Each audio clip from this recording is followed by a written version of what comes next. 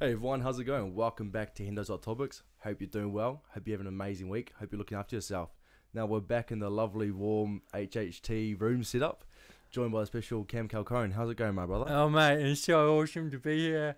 Loving the setup, Thank you, loving mate. the science, the rug, rug, and eh? just being here and really appreciate your persistence to get me here. Thank you, know, mate. It's been Now, a while. Yeah, Cam and I have had on and off, COVID and personal commitments, but very fortunate and very honoured to have Cam sitting down here with me today and to have a chat to you. Now, what I love to do is I love to start the podcast with saying, just being open and honest, how are you doing in general? How's life in general for Cam? Oh mate, great question. Thank you. That's right. Life right now is rocking. Like I'm a professional speaker, having for the past 7-8 years. I kind of lose count after a while. Yeah. The last 2 years has been pretty gnarly, but last in terms of work, changing. But last week I was up in Darwin, Australia, speaking with over 250 people, and just to be back in your strong place, back doing what you do, connecting, being out there in the world, like it was incredible. Now, what is the kind of buzz you get from getting back on that stage and talking? Because obviously both domestic and international have been held off for a bit with COVID and everything that's going on. Yeah. What does it feel like to get back on there and just speak to people?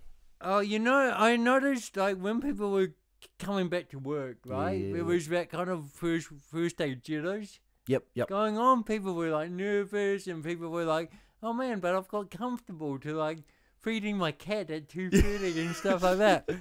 And I was like, "You guys are crazy, man! What are you on about?" And it was the same as a speaker, like it was coming back and managing being in a room of 250, 500 people and that energy, and that's why I do it. But you forgot how powerful that energy the was. rewarding feeling from it, eh? That reward, that everyone engaged, focused, you're it. Like there's 200 sets of eyes on you, watching everything, listening to everything. There's not the distraction of what's happening on YouTube or in the house. And for the last little while, that's what it's been. And so just getting back into it. And touch wood, yesterday we had 220 people down at the Hilton, and I just stepped on there on that stage, and I was like, I'm back. I'm back, baby. I'm back. Bring it on, baby. Yeah. But definitely. And I know I'm extra hard on myself as well, so probably it wasn't any different for anyone to watch, but for me it just felt different. But I mean, even for those, even you just saying that there, the people like listening to what you're saying that are there to listen to you speak, they've missed that interaction. They've watched their phones, they've been on their bed watching, but they've missed that interaction of actually one-on-one listening to someone and having someone talk to them. Yeah. So you might think that, but for them, that's actually a refreshing feeling, so to say. And that's the thing with communication, is that there's so many different levels of communication. What we say in our words, and often we can get caught up on that. We can get caught up on what is the message that I'm here to articulate. And one thing I'm really starting to remind myself of is energy. Yep. Like what you bring to fill that room with your energy. Never underestimate the value of that. Love that. Now, let's talk about Cam. Young old Cam. Grew up in Napier, mighty Napier. Oh, mate. Mighty done his research. Oh, yeah, mate. Hendo's got to come prepared. Yeah. So let's talk about Cam growing up, mate. You're hard on yourself now, but what was it like growing up, mate? So for those who don't know, I was born with cerebral palsy, and I was actually born in Holland, in Amsterdam, about by a very young age. I convinced my parents to move to New Zealand, where the grass was greener, and not the grass that you were used to in Amsterdam, but so look, I moved to New Zealand when I was about 6 months old. My mum's Scottish, my dad's a Kiwi. He'd gone to Holland for his OE and came back 11 years later with his wife and me, and grew up in Napier, and grew up with an awesome family who did not expect to have a child born with cerebral palsy, but really just stay true to the dream that inspired them to be parents, Love right? that. Yep. They wanted to be the best, and they didn't let the fact that it was slightly different get in the way of their processes. So when I wanted to play football, I'd come home and they'd be like, yeah, cool, you can do it, but you've got to work a little bit harder, Cam. You've got to show us that you're committed. You've got to do the training. Same with cricket. So I've never felt disabled. There's a little bit, and we'll get there later, but for the best part of my life, I've never felt disabled, and at primary school, I never felt disabled. I didn't say this is why I have to work harder, but I looked at where I wanted to get to, and I said, okay, if those kids are training 2 days a week or even 1 day a week, I've got to double that. Yep. And if I double that, I'll be able to compete as they compete. Yep. And I was reflecting on the story of playing cricket, and I didn't have the strength or the power to bowl the ball from the full pitch. But I'd speak with the other team before, and I would do that. Not a teacher, not a parent. Yep. I'd speak to the other kids before and say, look, I can't bowl the full length, but can I bowl from halfway? And they'd be like, yeah, cool. And what I find is so gnarly about that is that we live in a world now where bullying is such a, like, it's all over the news. Bullying is seen as our biggest problem, and I kind of question, well, what do you do yourself to make that not a problem? Which standards do you set for yourself? What standard do you set? What responsibility do you take for yourself to control your situation? And some bullies are always going to be bullies, and they're going to be shit, and I really feel for those kids on both sides of the equation. Yep.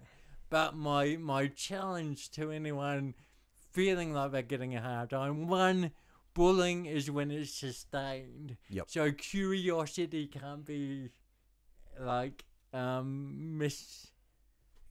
concepted as being bullied. And then what do you do? So I played my sport because I had to do a lot of physio. And physio is boring as shit, right? Yeah. Physio, you just lay there. Physio is boring, especially when your mates are going skateboarding and playing sport. And I was like, look, if I'm more flexible, if I'm stronger, and at the end of the day, that's why I was going to physio, I'd be a better person. I'd be more mobile. And so I swapped from physio for sports. And not only would that help you physically, I assume that would have helped you mentally, playing sports as well? Yeah. It helps with coordination. It helps socially. Because no longer are you Cam the disabled kid, you're Cam the athlete. Yeah, bro. That's cool. And so now you've got a point of connection, and that's what I've always been about, connecting with people. Love that. Now, 18 years of speaking experience, and 6 years of professional speaking experience. How did that come about? What was it that that drew you? What was the light that drew you towards that profession? It was a mistake, but bigger than that, I've always wanted to travel, to entertain and connect, connect with people. And connect people with dreams. And so whenever opportunities came up that would kind of tick one or all three of those boxes, I would say yes. So when I was finishing up at college, I was representing New Zealand at a really high level in sport and achieving some pretty cool results in athletics. And people would be like, hey, man, what you're doing is wicked. Can you come and speak about it? And I'd be like, no way! No way! Have you heard me? I talk funny. Like, what? You want me to speak? And they'd be like, yeah, we do. And so what I did is I saw that speaking would be a way of traveling, entertaining, and connecting. So I've always been a big dreamer. And so I was like, that's going to do that. And then if I take the same focus that I used to be an athlete into my speaking, like training, preparation, knowing what you're going to do, I've got a lot less to be worried about. Love that, yeah. And so I'd invest lots of time in developing my speech, both the words, the energy, my speech, my actual speech, how I sound, and things just went up and up and up and up and up. Blessing in disguise, eh? Yeah. Yeah. Not looking back, I assume? No way. Love that. Bloody good, mate. Yeah. No now, way. Earlier on, you said that when you're younger, you want to play sports. Yeah. You would have to train harder. Has that helped you later on in life with that mindset and that hunger of, okay, let's say this guy's preparing for a speech. He's prepared twice the week leading up to it. Yeah. I'm gonna do 30 minutes to an hour every day leading up to my speech. Has that hunger and desire earlier on in your childhood, like turned on and carried on throughout your adulthood? Totally. Yeah. Because it's rewarding, right? Yeah. Like if you put in a lot of work into something, you know you're going to get those results. And it's when we start to back off the throttle, it's when we start to coast, it's when we start to get comfortable that we start to actually go, I'm not getting the results I want. Sorry about that, guys. It's cool, man. My phone's just turned back on. There's like no. podcast downloads. No, stop again. Stop it. Because that's what I find really interesting is that, especially people who are, really passionate, say, being an athlete, they're real hungry earlier on in their childhood. I want to be an athlete. I want to play for my country, so to say. Yeah. I want to be good at whatever sport I play. I want to be good at making music. I want to be a good artist. Yeah. Whatever it is they want to do. Then later on in their life, they grow up, they experience some new things, and everything that they were so passionate about earlier on leaves them. And I think it's really important to, you hear it sometimes where people say, don't grow up in certain ways. Yeah. And I think that's so important, as if right now, if you're so passionate about something, I've gone through it, you may have gone through it yourself, you're so close to the tipping point of getting where you want to go, and I don't know what it is, but it hits you and you go, I don't enjoy it anymore, or I'm not as motivated as I used to be. Do you have any advice along those lines on how to reignite that passion? Keep the ball rolling, 100%. Reignite it, because like I speak it can be 4 times a week, right, all over the world, and that's my biggest thing of. Because I'm 37, 38 now. I want to do this forever. Because I love it. And it is that thing of, but how do I reignite that passion? And so that's when you start to realize, well, what I focused on when I started which was the words. Every single word would be written out, would be dictated, would be practiced over and over again. You get to a point where you start going, okay, I've got that, I've nailed that, I've done my 10,000 hours there. Now I'm going to start focusing on the energy, right? And just trust that. And so kind of reinvent yourself within what you do and how you do it. Rather than giving up on it just at that point where that could be the tipping point to ultimate success. And I think there's something big in there. There's something big in that realization of, like, there's no such thing as an overnight success. And how many people that could be seen as an overnight success give up the night before? 100%. Oh, it's exactly like we were speaking about before you started this, is what Cam and I were speaking about was the whole podcasting thing. You'll just see us having a conversation on the microphones, and you'll think, okay, that's it, that's conversation. But there's a lot behind the scenes.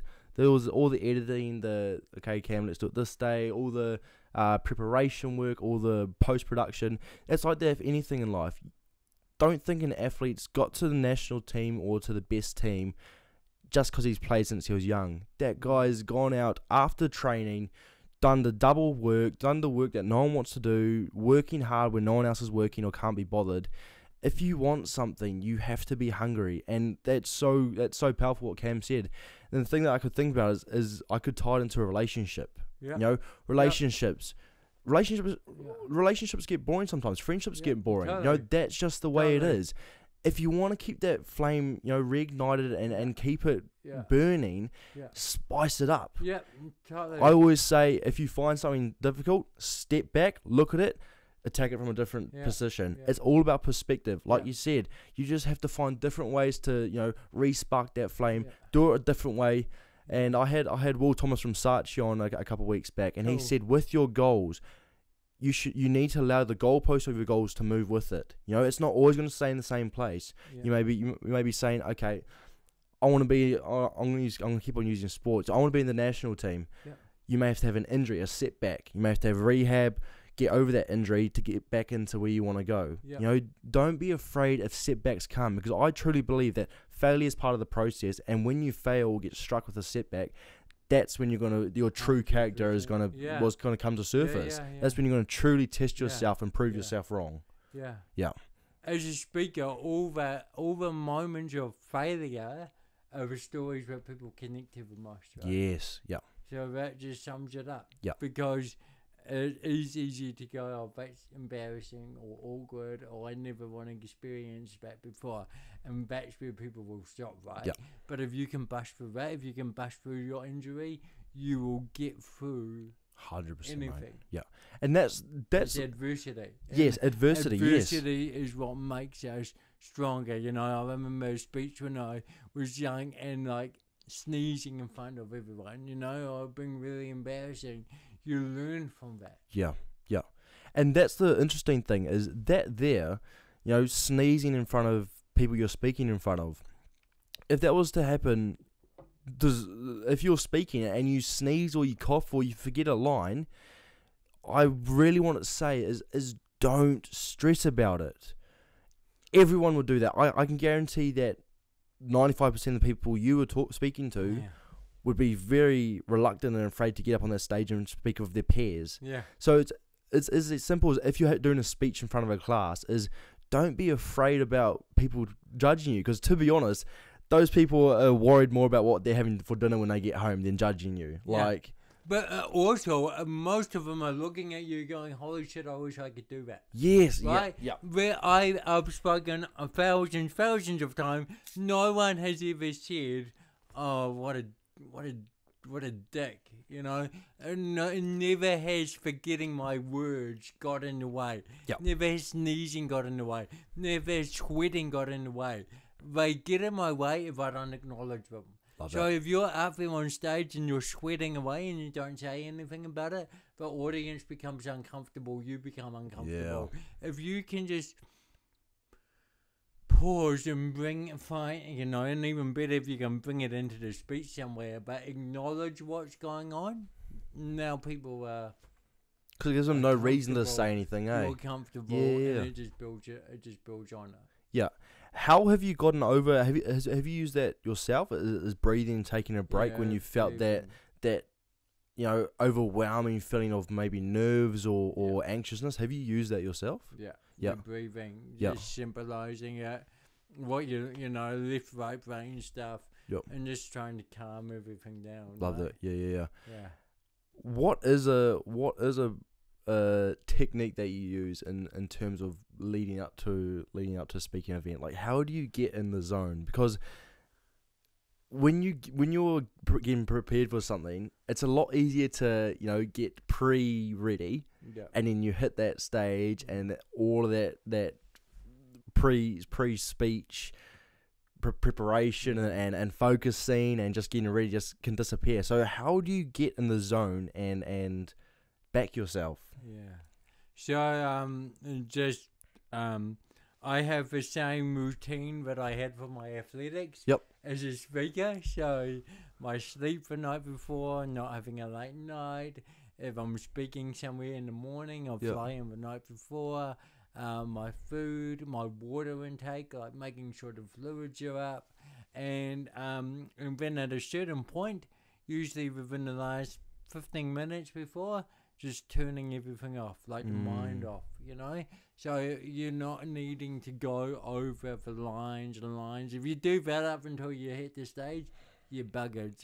You're gonna go into a circle real deep. No one may notice it, but it's going to be uncomfortable. That's when the self-critic wakes up, When the self-critic wakes up. Yep. Whereas if you can just focus on your breathing, your energy, believe in yourself.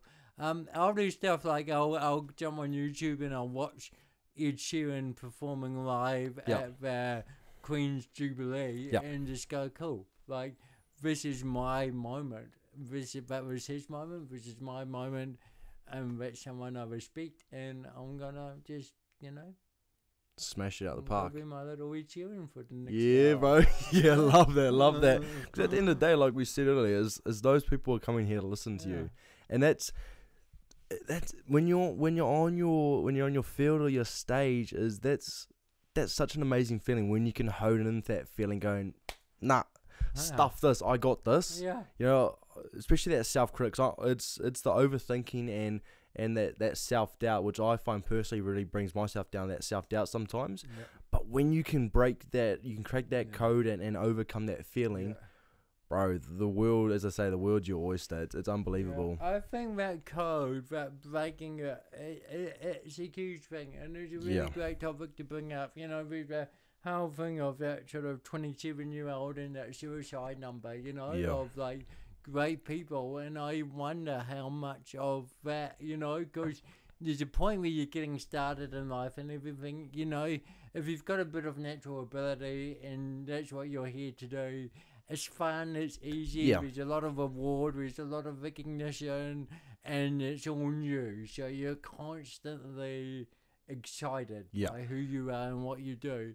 And when there's a point where you start to go, oh, this is my life now, there is pressure now, there is expectation, there is, money involved now, there's other people involved now, and that's when we've got to start investing in our mental health and our well-being and our support circle to go, okay, I'm not actually having to worry about, am I the best player, am I the best guitarist, am I the best speaker?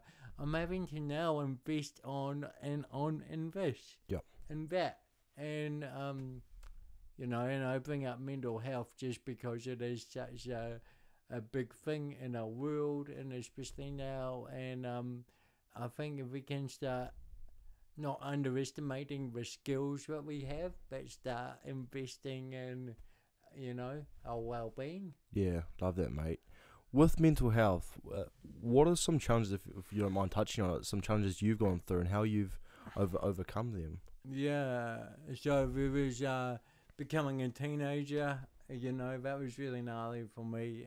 Having cerebral palsy, and sports became more competitive, and I started feeling different, and I looked up the word disability in the dictionary, and I saw words like weak and can't and unable and mentally retarded, and I didn't see people out there that walked and talked like me. So who were my role models? Everyone's talking about having a role model, and I've got Michael Jordan and Michael Jackson and Michael Schumacher up on my bedroom wall, but there's a degree of difference now that I understand that I have this disability. And so at that point I started dropping out of sport and school and life, and I was really mean on myself, and I did stuff I can never forget, but I also spoke with people, and it was that speaking with people and really talking with people, not just being like, hey dude, what are you up to this weekend? Cool, gnarly, see you later. Yeah. Cool, you're going here, what is that? Like just going that little bit deeper with people. And I did that with my parents, but I did it with my friends, and through going deeper and not just saying, oh, it was a stink day at school, but it was a stink day at school because I hid myself in the Cloaker Bay over lunchtime, Yeah. Why did you do that? Oh, because, and so it was through that talking that I then started to get support, and I started to be inspired by people that were different, and then started just going, man, this is my one life, this is my one opportunity. I've always had this dream to travel, to entertain, to connect. I don't really know what that looks like, but if I give up on my dream, if I give up on my life, I'm never going to find out if I could fulfill that dream. And for me, that was the greatest sacrifice. So, dream big, achieve more. It's on my arm, it's on my t-shirts, it's on the cards, because dream big was what enabled me to hear what people were saying. If you haven't got that dream, if you haven't got that if you haven't got that dream, what have you got to live for? Like, how do you hear someone telling you different is good if you don't have a dream? Yeah. And I think every single person has a dream, but we're quick to think that it's too hard, that it's too scary, or that it's impossible. So, the dream to be the best musician in the world, awesome, have it, because that's going to be what's going to get you achieving more than you ever thought possible. And if you get there, awesome. In basic terms, the quote that everyone knows, shoot for the moon and you'll end up with the stars. And it's... Well, that's funny, because those dreams that we all have and we all think, I can't do it. Yeah. Those are the exact same dreams that the people we look up to had before they did it. Yeah. And if they can do it, why can't you? Yeah. And that's the most powerful thing. I want to ask is, when you did begin to speak to people, when you did begin to have that genuine, deep conversation with people, how did you feel? How did it feel when you actually okay, I'm going to be open and honest with myself. I'm going to start talking and just be open. It felt light, eh? Love that, bro. You feel that weight. Yeah. Just come off your shoulders. Yep. Because you realise you don't need to go for it by yourself, and you realise that people see you in a different way to what you see yourself, and even just talking about it makes room for other things, Yeah, and that's exactly right. That what you just said there about the way you think others see you compared to how you see about yourself is so true.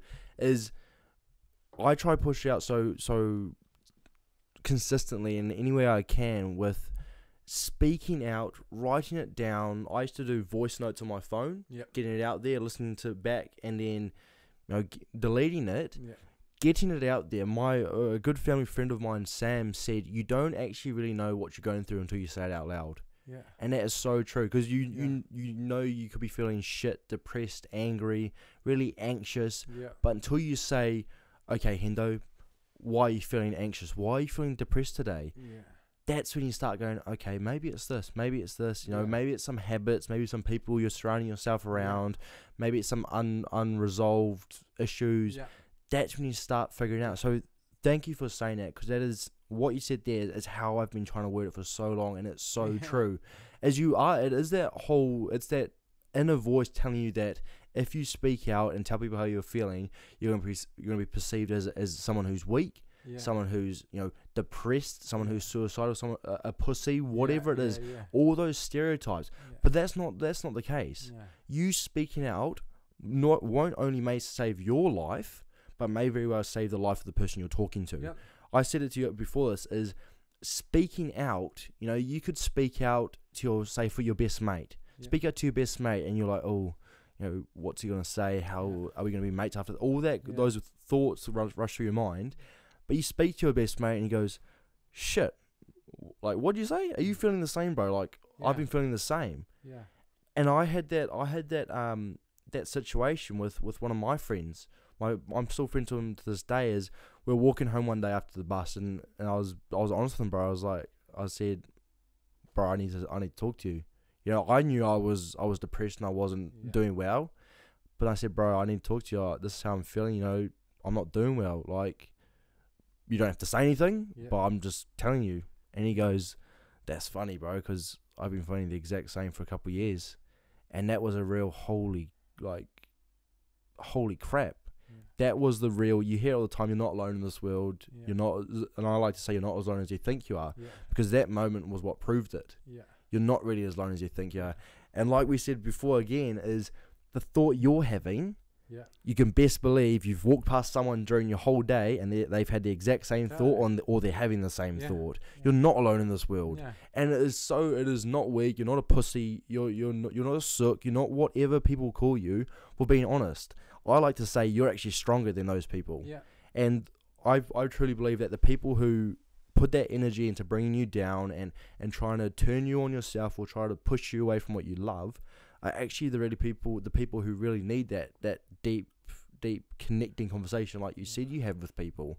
And I think that's where it needs to start, is we need to just be open and honest, not worry about what others are going to perceive you as, because at the end of the day, you being open and honest as well is also going to, cut the ice between the people who are true and genuine towards you and the people who you don't need in your life. Yeah. And that's such a beautiful thing that a lot of people, once they've done it, or they need to realize that they can do it, they have those options, they have those opportunities to be the best person they can be, is that not only, like you said, weight off their chest, they're going to find the true people in their life, they're going to find their true calling, their true meaning, why they're here, and life's just going to seem so much more positive. Because I was listening to an episode with Dom, and it's actually quite interesting because I went through the same situation. One night, I've shared it on here a couple of times. One night I was at my friend's house, and there was some personal stuff going on, and I thought, nah, this is it. I walked up the driveway. There was a car on the main road. I said, nah. How old was I? I was in year 11. I think that's 14. 14. I was like, this is it.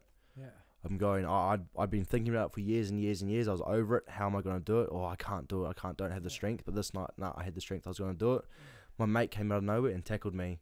And that night, after that, I thought, why the hell am I like this? And that's when I started being honest with myself. I knew for many years, since about the age 6 or 7, I knew that I was, had real bad anxiety, overthinking, had I would like to say mild depression without being diagnosed it. But that night was, okay, I need to be honest with myself, hold myself accountable. Why am I like this? And that night on, biggest blessing ever. You hear Kevin Hines say it. And it can change back quickly, right? Yeah, like, exactly. Have you ever gone back to that depth of depression? I've nearly, but now that I've gone through it and hold myself accountable, I've been able to pull myself out of it. With your own remedies, your own tactics, right? Yeah.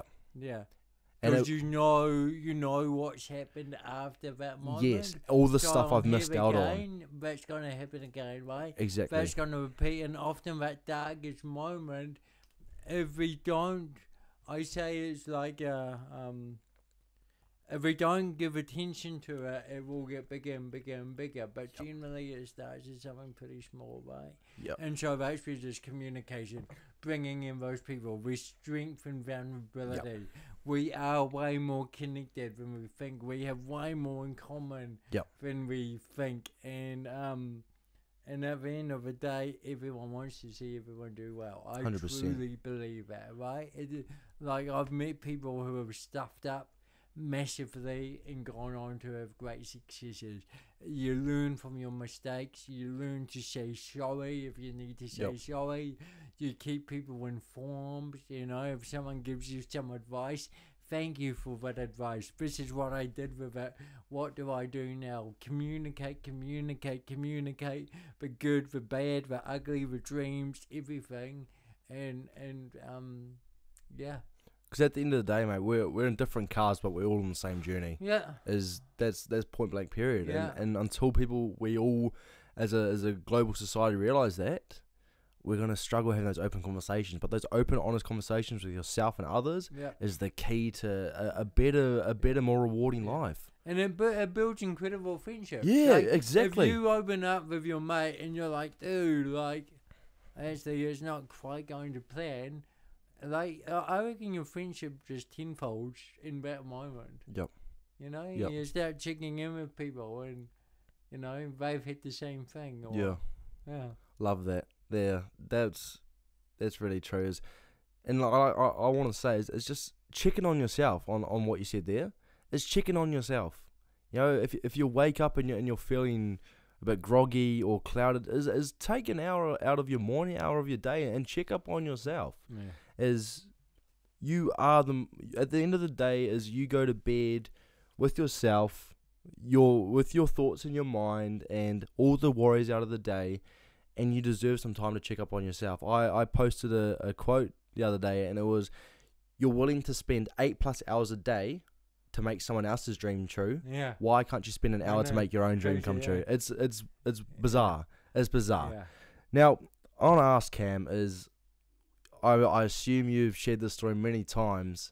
I want to get to the point, is you've conquered Kilimanjaro. Yeah. Right? You've conquered Kilimanjaro. Yeah. Is there a new peak on your list? Are you going to try conquer another mountain? I don't know, man. So I climbed Kilimanjaro in 2019. So we got in there just before the wheel changed. We had no idea it was going to be changed. We could have got stuck up there. And the reason for climbing Kilimanjaro was simply, so Mike Allsop, who's a great speaker, he's climbed Mount Everest. He started doing these guided tours up Kilimanjaro after he did it, and he said, Cam, have you thought about it? And I hadn't, but very quickly I started to realise, well, why not? Right? Yeah. And the reasons for saying yes were way more awesome than the perceptions for saying no.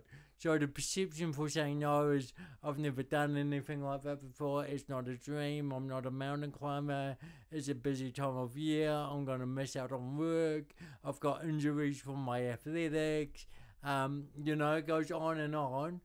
The reason for saying yes, imagine standing on the top of the tallest freestanding mountain on the world, and it is 19,000 feet, it's, and singing, what's the song? Africa. Oh, Africa by Toto? By Toto. Yeah. Imagine that. Yeah. So that's what we did, and so and that's what we did, and we got to the top of Mount Kilimanjaro. So what is my mountain next? My mountain is just hanging on to that. If the reasons for saying yes are way more awesome than the perceptions for saying no, do it, right? And so I guess anyone could challenge me on, well, Everest, this, that, but it's things like speaking when the world tells you that you can't speak. It's continuing to speak when you can't do live events. It's looking at how do you repackage all these videos now, because that's what I was doing for the past 2.5 years to expand my reach, and you've got to concentrate energy at times, and but yeah, that's my thing of just stuff that comes up, and I really want to say yes to it. Yep. Was conquering Kilimanjaro a moment in your life where you proved yourself wrong? Because think about this: there's people who have trained their whole life to conquer Mount Kilimanjaro and haven't made it. And the fact is that you conquered the peak at, what was the time? Let me get this right. You went to summit the peak at 11 p.m. Yeah. In the pitch black. Yeah. And it's really funny about that is that you said, because the Sherpa said that if it was in daytime and you saw what you had to climb, you wouldn't want to do it. Yeah, totally. You wouldn't want to see it. Yeah. And it was so it's a 5-day climb, right? It's 5 days, and every day you're only doing about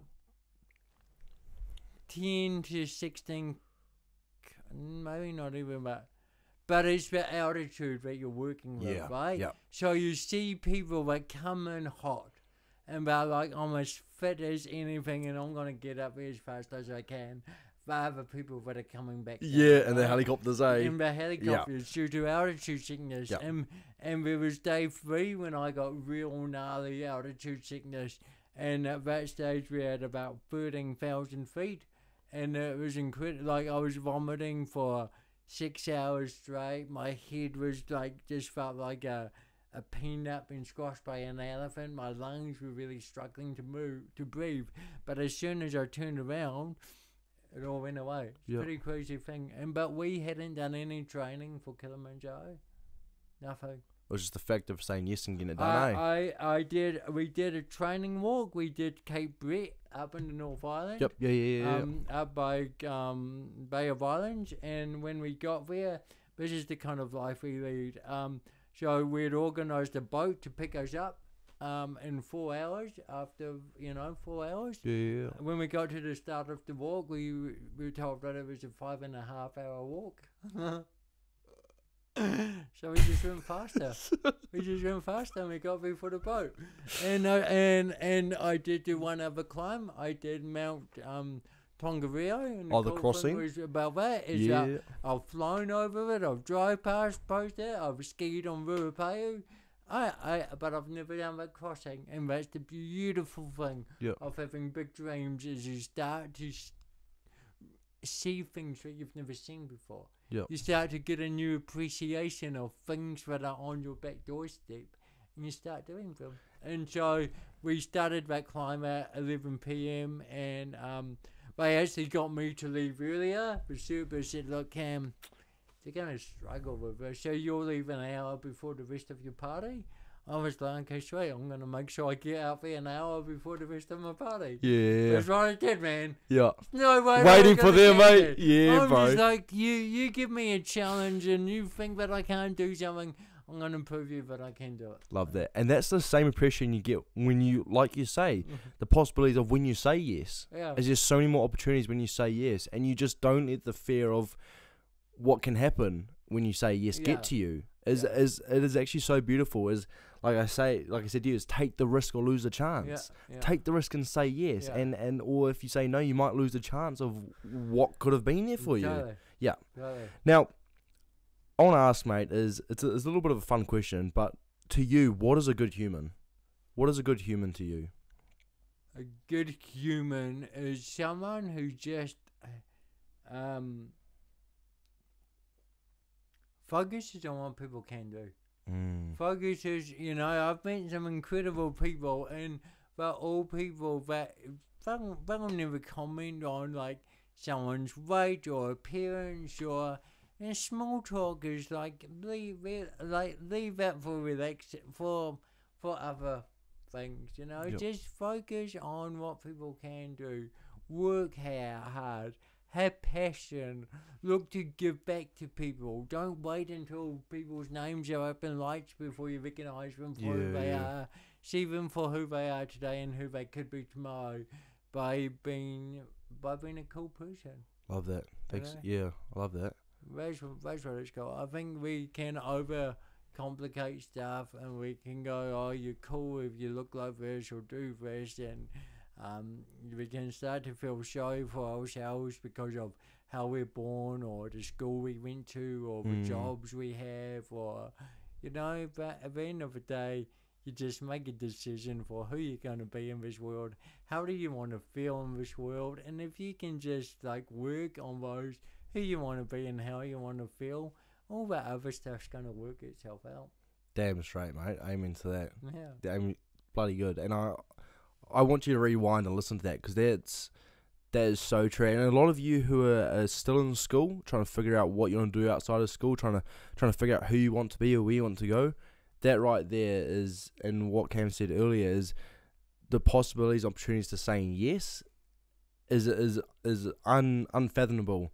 If you're in your especially last coming years of high school and you're being told by your teachers, go to university, do this, do that, and you don't want to and your mind's somewhere else, is say yes to that. If you're passionate about that and you want to take that road, is take that road. Yeah. Do what it is you want to do. You don't want to be in the university for 3 years, look back and go, I could have spent those 3 years doing something I love doing. Yeah. Say yes to what it is you want to do. Back yourself.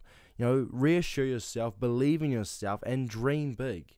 Dream big in what you can do and what the capabilities you have. Your capabilities and abilities are so much bigger than you realise and think, because you're too busy worrying about what others will say about you, how others will perceive you if you go to this. So I want you to go do what it is you want to do.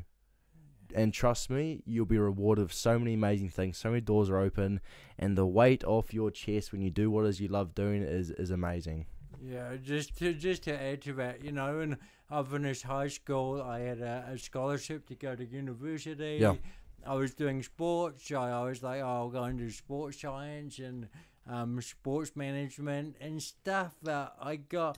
I was like, this isn't who I want to be. This isn't what I want to do. I'm ticking a box because I've got a scholarship, and so I stopped and I passed papers, but I didn't complete the degree. And I went off and I started getting involved in my speaking, in charity work, and we raised $4 million. We built a building called the Yes Disability Resource Centre for young people with disabilities, kind of like a community hub. And that gave me the appreciation for communication. And so I then went back to university and studied communication. And all of a sudden, I went from getting like C's and D's to getting B's and A's, you know, because it made sense. I'd gone out, I'd got some real world experience. I actually gave myself time to realize, who do I actually want to be? And I went from just ticking a box because that's what you do as an athlete. That's what I believed. You know, I've got to now do everything in my life has to be sporting. That's what I believe. To realizing that actually I can do other things too. And also that thing of what do you want to be and what do you want to do. And I think it's easy to go, oh, I want to be an athlete, I want to be a doctor, I want to be a lawyer. And if you don't know what you want to be, you think that you don't have a dream. But if you go, well, what do you want to do? I want to travel, I want to entertain, I want to connect. Like those things when I was at school we were seen as dreams or even airy-fairy impossibilities. But because of those dreams, I stayed inspired to see my opportunities. And now those things that were once just a dream, a reality, my career. Not just a reality, it's my career. You know, if I just look in the last week, I was in Darwin, I was traveling, I was speaking there, I was entertaining, and I was connecting. I was connecting people with people and people with dreams. Yeah. And so, you know, if it's what you want to be or what you want to do, let either of those be the dream. Just let the dreams take the wheel, eh? Yeah. Let the dreams take the wheel. Yeah. Now, is there any advice that you were supposedly given that stuck with you, or any advice that now you are where you are in your life that maybe you wish you were given? Just that thing of difference. Difference is a good thing. And difference isn't necessarily the way you walk, the way you talk, the way you look. Difference is the way in which you think. Difference is the ability to see things that other people don't see. Difference is the ability to communicate in ways in which other people don't communicate. Difference is the ability to stay true to who you know you can be when everyone's telling you that you can't do it. And I got given that advice when I was a teenager, and it sort of stuck with me. Yep. And by the mighty Jeremy Wells, eh? Yeah. And there's a whole other story about that came through communication.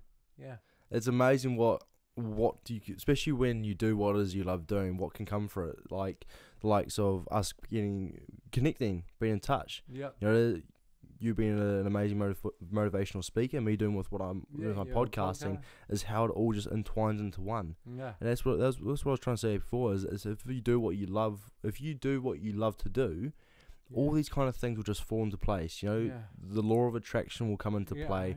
The universe will just narrow your pathway into everything that will help you grow as a person and achieve your dreams. And like time frames can push out, investments can push out, all that stuff, and there's hard work. You know, like a bit like you were saying with your podcast, with me speaking, one of my mates was like, Cam, you have the easiest job in the world, is just get up and talk shit. And I was like, mate, if only it was that easy, right? It's just sleep before that you don't get. It's waking up at 2:30 in the morning and going, okay, what would I be saying at this point in my speech? It's challenging yourself. It's making those phone calls. You know, 40 phone calls a week is what I was doing when I started speaking with people, and to just try and get the bookings. And there was so much rejection, but I love rejection. I love turning that rejection into affection. The amount of people that never got back to me that I now share a stage with, and I respect that. Or the people that really challenged me and said, no, you can't be a speaker, and now I work with them, you know, every month. And it was, and I turned that rejection into affection because I just stayed true to the dream. And some of the rejection we face is for good reason. Maybe we aren't ready for it when we think we are. Yep. Maybe they have got a huge waiting list. You know, what is their business that they have on the other end, which is their reason for rejecting you? And that's when you start to look, you know, at their business and tie into that rather than just selling, this is who I am and this is what I do. I love rejection as well, because it's rejection and failure. It's real defining moments where you can be selfish for yourself and be like, okay, I'll put you to the side, but I'm going to be selfish and grow as a person and perfect my art, perfect what I love to do, and just become a better me. Yeah. And it is a make or break moment for some people. And the people who, when they get rejected or when they get failed, when they're trying to achieve their dreams or try to get somewhere, that grows the hunger, that grows that desire, that flame grows. It makes them want it even more. They improve themselves as a person. They not step out of their comfort zone, but they expand their comfort zone to new opportunities and possibilities. And they become someone who maybe a week ago or a month ago they never thought they could be. It's rejection and failure is an amazing thing, and people need to stop looking at it in such a negative perspective, and in a positive one. Is that if you're rejected, okay, why am I rejected from that? That's all right. Maybe that wasn't the opportunity for you. You know, you knock on 50 doors and one's bound to open. And persistence as well, you know, staying persistent. So when I started speaking, my mentor, Billy Graham, who's one of New Zealand's greatest speakers, who was the first speaker to speak on the $1 Million Round Table, which is the biggest insurance conference in the world. And so he was the guy that inspired me to start speaking, not just throughout New Zealand, but throughout the world. And so I'd always contact Billy and I'd say, thank you for this advice. This is what I've done now. And that's one thing that I really, you know, of when people give us inspiration and guidance, keep going back to them and say thank you. Because we're going to give you another nugget, something else. And so he'd written down MDRT on a bit of paper, $1 Million Round Table, and said, this should be on your horizon. This is, if you speak here, you'll speak all over the world, easy as. This is what everyone looks to. And so that would have been 7 or 8 years ago. On Thursday last week, I was speaking in Darwin, and at the end, the guy gave me a bit of paper, and I opened it up, and it said, hey Cam, awesome speech. I'm on the selection committee for the MDRT. Are you interested? Right? Mate, And so we're one, and so still the selection committee, but holy smokes, we're one big step closer. And it's just through staying committed, staying on the course, not giving up on that night before that you would have become an overnight success. Keeping going, battling through the stages of I can't do this, I'm getting repetitive, finding ways to refresh who you are and what you have to bring by not necessarily changing everything, changing one little thing. And it's amazing, even as a speaker, how you can just tweak one little thing, and someone that's heard you before goes, Cam, that was a completely different speech. And you're like, no, it wasn't. But you just tweak one bit, and it comes across different. I want to ask, mate, is that right there, is getting that opportunity, has it felt worth it? 18 years of speaking, you know, the $1 Million Round Table, and you're doing a seminar, a speaking session as you usually do. What you do is you're just speaking in front of people. Little behold, you're gonna get a piece of paper afterwards that says, mate, this is who I am. Are you interested in what you're working towards? What the guy who inspired you to start speaking to has done and said, if you can speak here, you know, the world's your oyster. How does it feel? It's unreal, man. Like, it's just, like, that's, to you, is it, it's like, okay, these years of work, these years of, you know, putting all this self-doubt on myself, working over it, you know, putting my best foot forward, saying yes, taking the risk, going to these places, speaking to these people who none of them I know, and you're giving this opportunity. How do you feel, mate? It's just a reminder of I'm in what I'm meant to be doing. Yeah. Like I've found my strong place in this Yep. world, and I've battled to get there, but I've not given up on the dream, right? Yeah. I've not given up on it, and that destiny is a true thing. Yep. You know, Love that, mate. the law of attraction is a true thing. If it's your calling and you're passionate about it and you're true to it, it will come to you. Yeah. It will come to you. Yeah. So don't give up on yourself. Yeah. Now, what I love to do, mate, is I want to pass it over to you. This is Cam's time to rant about anything, say anything he wants. You know, give any advice to the wonderful person listening or tuning in. Anything that you feel has helped you that you would want to say to them. Just your time to say anything you like, mate. Oh, cool. Awesome. Well, I don't know, people that have heard me speak and who are going to hear me speak will see that I take my awesome Yeah. everywhere. This is going all over the world with me. And I used to say awesome all the time. Yep. Like all the time. And what I'm starting to realise is it's a way more powerful word than I ever thought it was. And so awesome used to, for me, almost get lumped, and I think for a lot of people, into the same categories as cool, gnarly, fantastic, wonderful, great, all that stuff. But awesome is actually two words in one. So the first bit is awe, and awe is always that stuff that's gonna, strike awe. It's gonna be that stuff in life that gets your knees shaking, your butterflies flying. It's gonna be that stuff that you might consider too hard, scary, or impossible. But when you get to the other side of it, it becomes awesome. Yeah. And that's what I really mean when I say have an awesome day. It's not have a cool day, have a great day, have a wonderful day. It's get up and do those things that are going to be a little bit scary.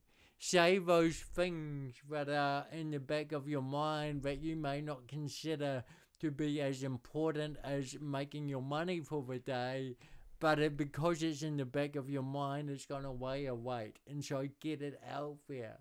You know, and do make the phone calls, do the school athletics day, say hello to the different kid, stick up for people, do that stuff that gets the knees shaking, the butterflies flying, and then you'll get cool, fantastic, wonderful, great, incredible, and that's the awesomeness.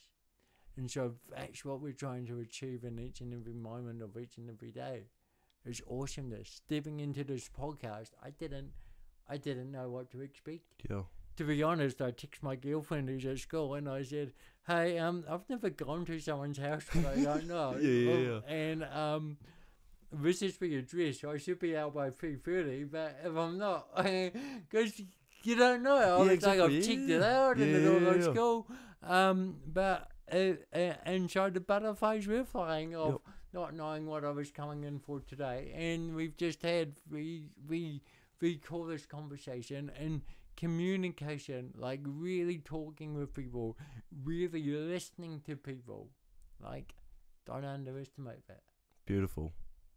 Thank you for that, mate. No, Thank you. I've loved it. I'm stoked I was here. I'm stoked to hear and learn about your journey and be part of a podcast where your investment of time, of building your resources in order to build this dream. It reminds me of when I started my athletics, when I started my speaking. I'd go out there and I'd just look at who is the best in the world at what they do. What kind of setup do they have? You know, I've seen the best in the world with the podcast, and they have the light, they have the cool mic, they have the cool chairs. They've got the stuff that you've got here. And, you know, that builds your confidence, and inspires you to do the training, the research, everything that you need to do to make it happen. And that's how you get there. And the fact that it's in my room as well makes it that much more motivating. You know, I wake up and I see it, I go, this is what I want to do. Well, you need to see your dreams. Exactly, when I started mate, speaking in New York, I had a picture up on New York, or a picture of New York on my bedroom wall. The first thing I'd wake up and see, the last thing I'd see, when I became an ambassador for Toyota, and I wanted to be an ambassador for Toyota because it's such a respected brand. There's a lot of people that still think it's a New Zealand brand because that's how strong it is in the provinces. And I had a poster of this car, it was Toyota. And, you know, years later, I became an ambassador for Toyota. Like, visualization. So, if you've got your dream here, step into it. You know, don't hide it away. And dream big, eh? And dream real big and achieve more. And that achieving more is what you're going to experience of getting podcasts that you never thought. Not knowing who this podcast is going out to. It's going to hit someone who may just hear it for the very first time, and maybe that's what they needed to hear today. And maybe you're never going to hear about that story, but it doesn't matter. That's, you know, you've got it out there. Exactly. You and know, it's going to lead on to stuff. It's going to, you know, someone's going to hear it and invite you to be a part of someone. When I gave my first speech at a Rotary Club for a free dinner, I didn't realise that would be something that would eventually enable me to travel the world, to buy a house, to be making 6 figures a year. Like, I thought getting the free dinner was pretty awesome. Yeah. And that's what it all led on to. And it's and as we heard earlier, there's no stopping. There's no looking back, and you're going to keep going. Yeah. Is there, before we finish, I want to ask, mate, is before the end of the year, we'll say before September. Yeah. Before September, let's dream big. Let's set a goal. Where's somewhere you want to travel to, or where's somewhere you'd like to speak? But I really want to get back into the States. Yep. The USA. Just because it's scale, you know. And so we're here, and average audience is 200 people. Over there, it's 2,000 people. Yep. And just the reach of that, I want to be getting back to Australia every week, and that's what we were doing before COVID. Yep. So it's about rebuilding, it's reimagining, it's just staying true to the dream. Yep. You know, and not. I think actually this is one thing I've thought about on the way here. The last 2.5 years for a lot of businesses and a lot of people has been really gnarly. Yep. It's been really incredible for some people, and there's that too. But for some, it's been gnarly, and we've had to every other week reimagine how we do stuff. That's what I had to do as a speaker. Every other week, I had to reimagine what does that look like, and so now things are starting to return to normal. But I think it's important that whatever we've learned from the last 2.5 years, we don't give up on and just see it as a plaster. We go, how do we take what we learned? So for me, I had to learn all this stuff that makes this podcast possible, right? Yep. Audio, sound, lighting, computers. It got me through that 2 years of like work coming and going. But how do I leverage that skill that I've developed now in order to create sustainability, in order to create different revenue streams, you know? And it's easy to just go back to what we were doing 2.5 years ago and think, we can do what we've always done. But if we do what we've always done, there's a point where tomorrow is not that exciting. Yeah, love that. Whereas we strive towards that forecasted future for ourselves, that's when we hit our targets out of the park, and that forecast can come from, we've referred to it in this podcast, you know, those moments that are crap, becoming the turning moments. Yep. So what is it from this last 2.5 years that's going to be the turning moments in either how you perceive the world or how you do business? Love that. And at the end of the day, how you carry yourself, eh? Yeah. How you carry yourself. Yeah. Now, how can people get in touch with you, Cam? Dun, dun, dun. You'll do it will be there. Yeah. On the screen right now. This is the link to Cam's website, how you can get in touch with him. And then on the description on YouTube and bio on Instagram, I'll leave your page and how people get in touch with you. Yeah, cool. LinkedIn, Facebook, Yeah. Instagram. Yep. Beautiful. Now, as always, guys, head over to Cam. hey, Cam's page, his Instagram, show him some of that HHT love and show him some of the admiration that he deserves. Because honestly, thank you very much, and I'm absolutely honoured, mate, to had this conversation with you. Thank you so much for taking the time and sitting down and having this chat. Really appreciate it. I've got a couple of wristbands for you. Yeah, mate. Well, actually, you know what? Let's leave you like a handful, and perhaps like we could have people. What is your dream? I reckon. Put it out there. So get people to speak your dreams, and if you've got 40 cents for each person, you can carry that to them until we run out. But, speak your dreams. Do that now. Have it as a challenge. What is that thing you're most proud of? What is that thing that you want to achieve? Who are people that can help you get you there? Yep. And what are the steps you're going to do? And share that with us, and we'll send you a rubber band. And if we don't see you, we'll send you a rubber band, then you've got that for yourself. Yeah, love that. And if you're wondering what it says on here, is dream big and achieve more, which is what Cam strives to put out there. And I'm going to say that, whoever I speak to, I'm going to say dream big. And that's really an amazing, positive affirmation for people to hear. So thank you once again, brother, for coming on. Welcome. Lovely to meet you, mate. Lovely to meet you. As always, guys, love you very much. If you ever need an ear or a shoulder to lean on or someone to speak to, my line's always open. As always, make sure you do what you know is right. Do what you need to do for yourself and do what makes you happy. Have an awesome day. Head over to Cam, show him some love. Talk to you guys next week. See you later. Love is lost, but